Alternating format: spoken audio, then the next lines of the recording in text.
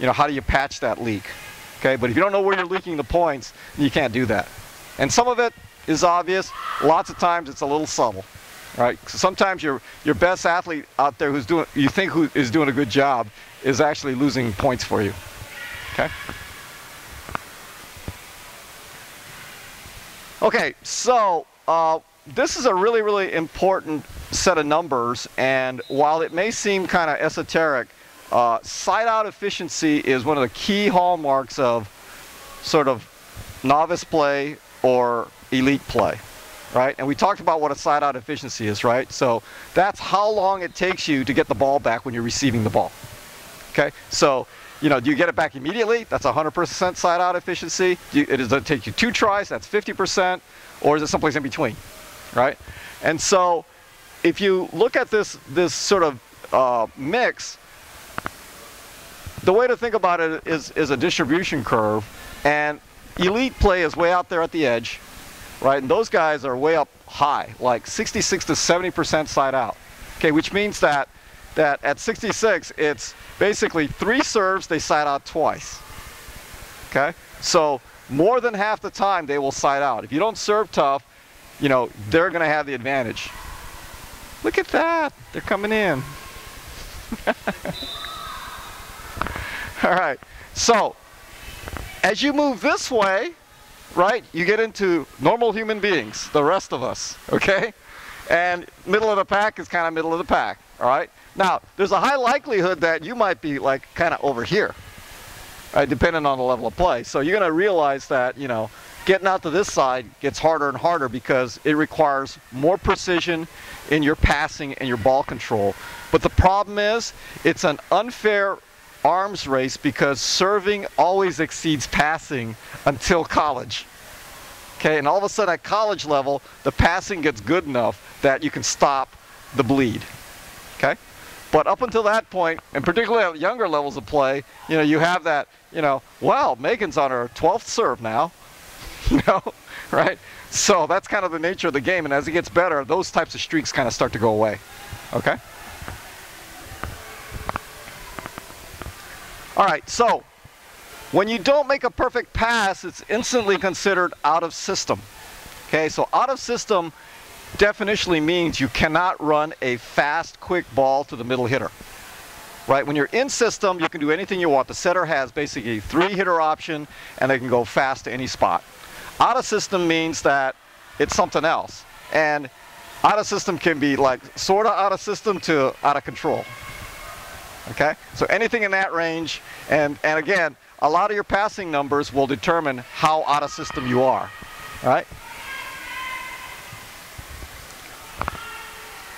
Okay, so we saw this chart before, and this chart is actually a little bit worse than the last chart because in this chart, only 5% of the balls are perfect passer. In other words, 1 ball out of 20 receives goes into perfect pass zone.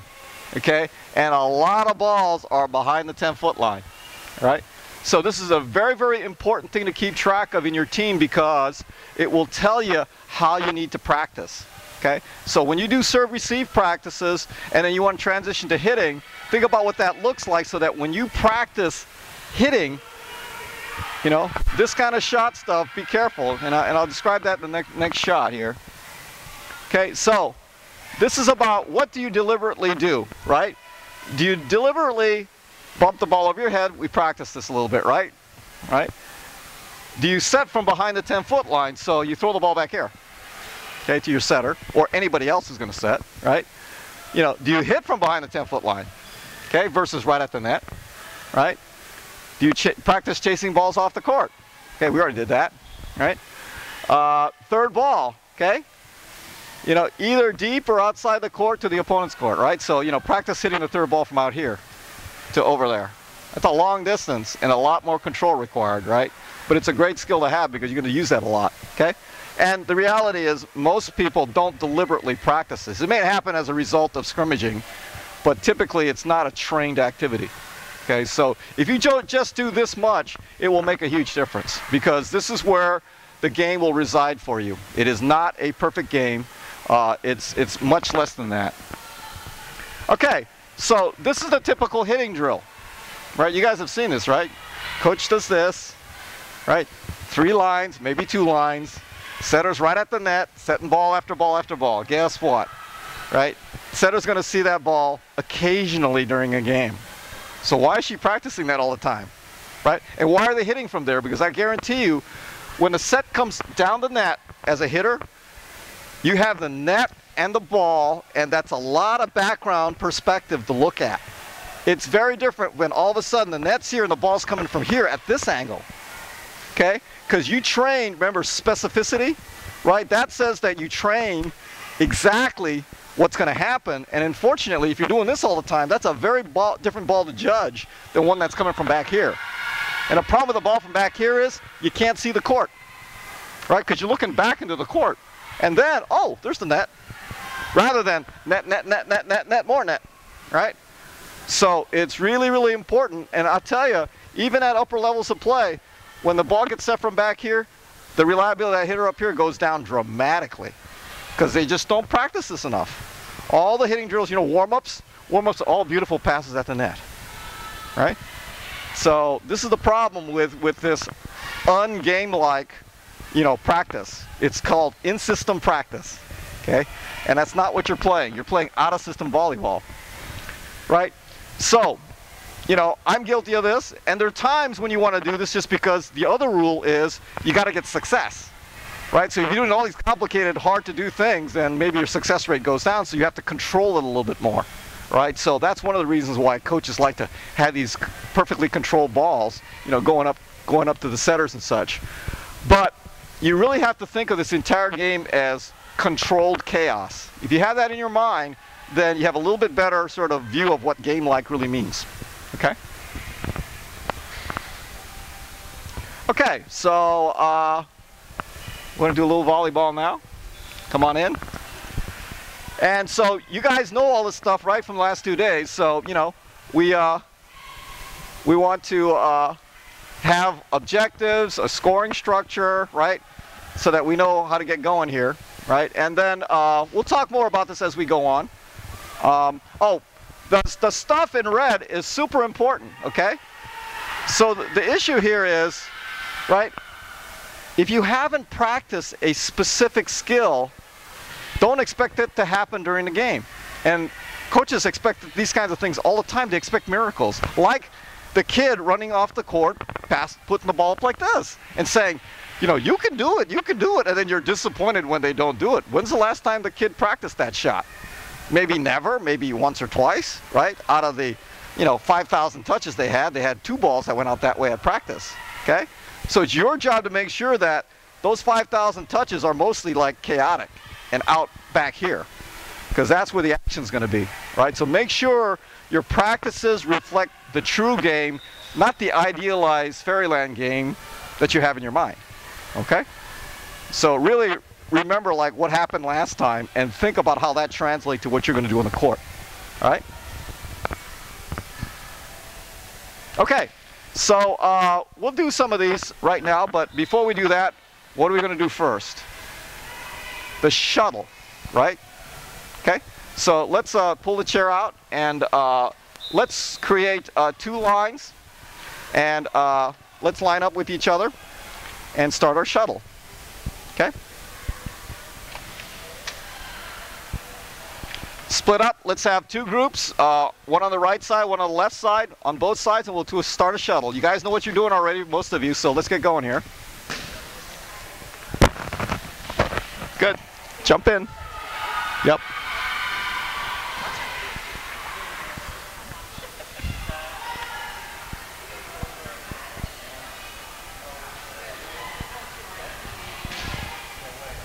Hey, come on, guys. You know what you're doing. Get split up evenly. Split up evenly, right? There's 3 and 3 or 4 and 4, right? Let's go, guys. Come on. Quickly. More people over there. Not everybody. All right, here we go.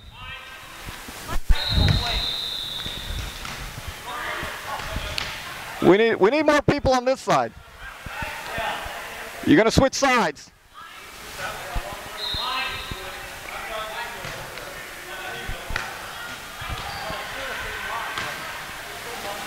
Yeah, just go to your right.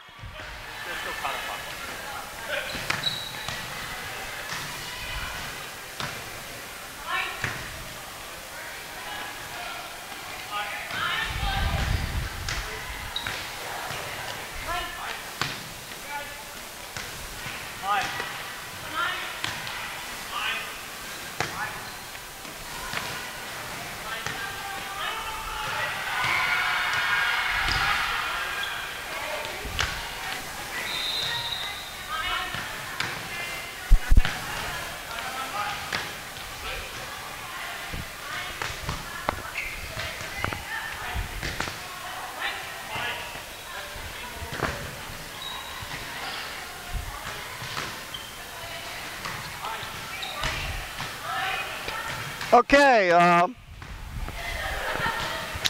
need my...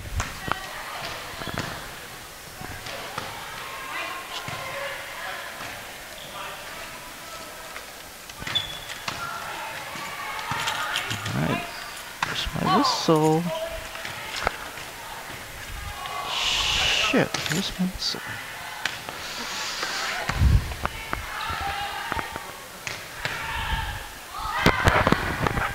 Okay, let's hold it up.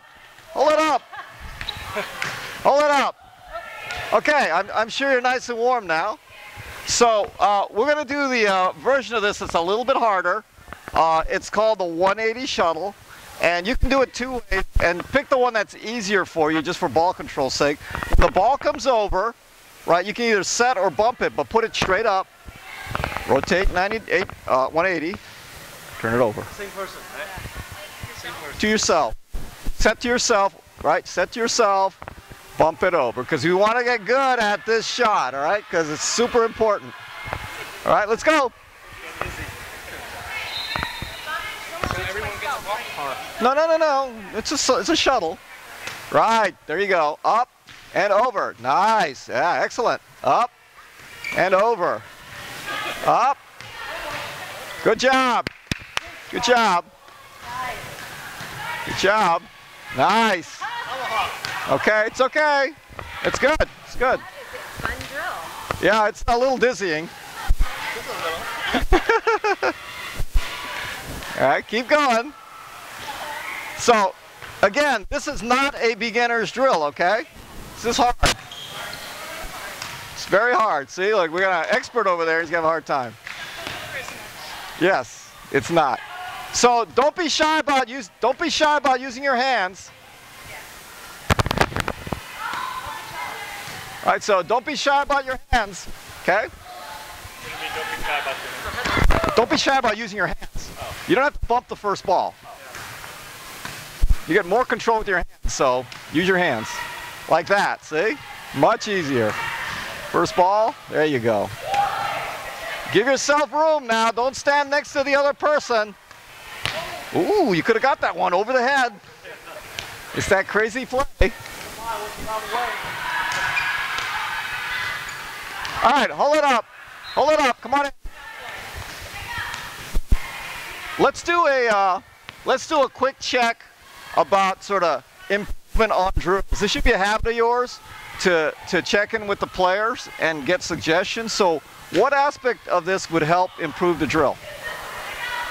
Set higher. Yeah, set higher. What else? What about when you bump the ball? Where should you be facing? Toward the net.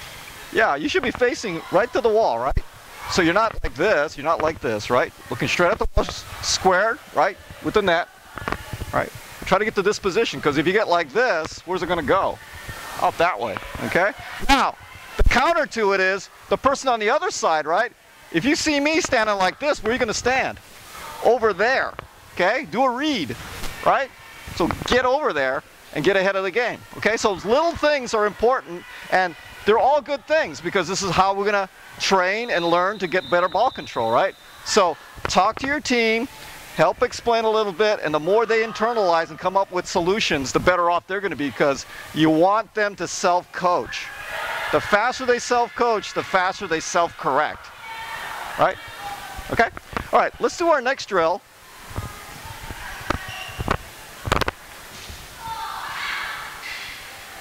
Oh, so, you know, this section is nice because I actually put graphics in so you can you can see what's supposed to happen. Okay, we did this yesterday. Let's do it again because there's some new people here, right? So for the studio audience, let's do our three. So everybody back here.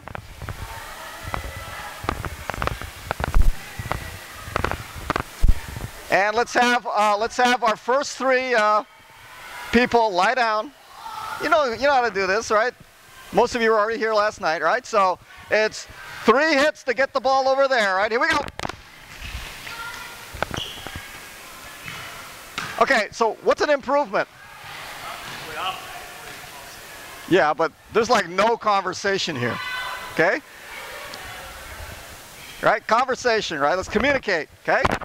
Here we go. Oh, I like that. Okay, that's good. You're communicating. Come on out. Here we go. Next three. Three. We need somebody over here. Here we go.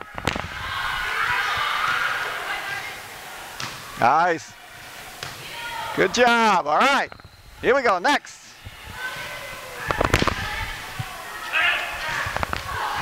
See, you weren't here last night. Everybody else is cheating already. Next up. Oh, look at that. See, look at that. Already. That's okay.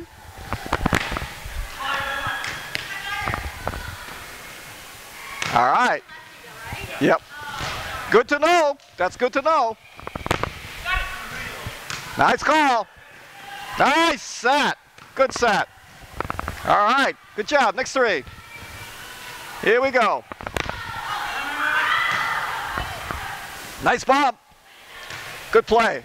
Now, we're going to make it a little bit harder. I want you to line up at the red line. The red line. Lie down on the red line. Okay. Are we ready? All right, here we go. Oh, yeah. See that? Next. Let's go. Next three. Okay, so this is how you make your little correction improvements. Here we go. Oh, yeah. Nice play. Good job. Come on up. Next three. Red line. Good job. Way to get back. Okay, everybody's talking now, okay? Mine, every touch is a mine. And try to call out who the next ball is going to. So it's a good thing to say, you know, Jim, it's yours. John, it's yours, right? Here we go. Good job. Way to get to it. All right, let's call every ball, okay? Let everybody know that you're going to get the ball. Here we go. Good call. Nice. All right, almost. Stop. Here we go. Whoa! That was a bad one, huh? Next up. Next up. Here we go. Retry. Here we go. Yeah, good move. Nice. Oh, nice call, though. Good call. All right, that's good. Okay? So, everybody got it? Right, so that's how we vary the drill. And normally, you have a lot more room off the end of the court because actually I prefer them to chase the ball off the court because that's going to be more like real life, right? And you got to get the ball from back there all the way over there, okay? So that's more real life, okay? All right, so let's see. Okay, so we did this drill yesterday, and so we'll do some today because we have new people.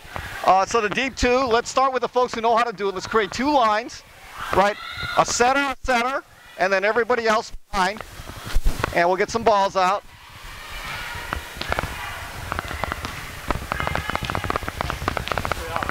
Straight up, yeah. So remember, we're going to set the ball straight up, okay?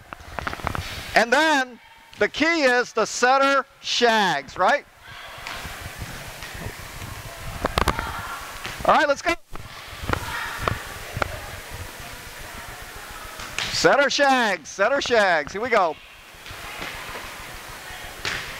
Setter shags.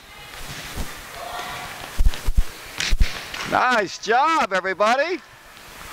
All right, hey, let's have some conversations here. Okay, mine, yours, get ready.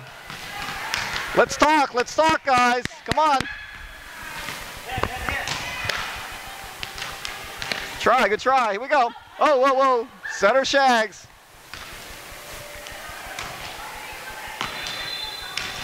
Try, good job. Here we go. Good call, let's talk, guys. Higher. Good job, whoa. Come on back, William. Setter shags. Nice swing. Be conservative here, let's get that ball over the net. Good shot. Good shot.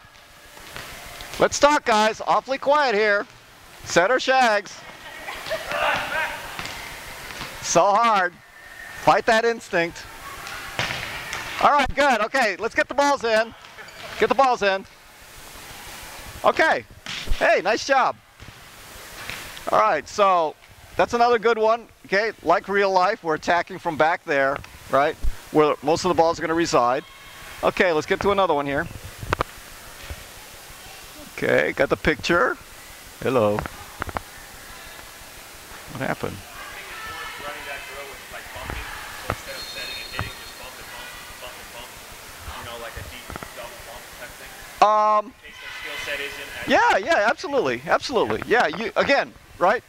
Adjust for the team for success, right? So if the hitting isn't happening, yeah, definitely bump it because we're about trying to get the ball and keep the ball in play, right? That's a good adjustment. Yeah, tomahawk. Yeah, hey, it works. Okay, now this is really like real life. Okay, it's the 5x5 set. The 5x5 set means 5 feet off the net, 5 feet in. Now, this actually is a set that should be used way more often than it is. Here's what happens, particularly with people who think they can set.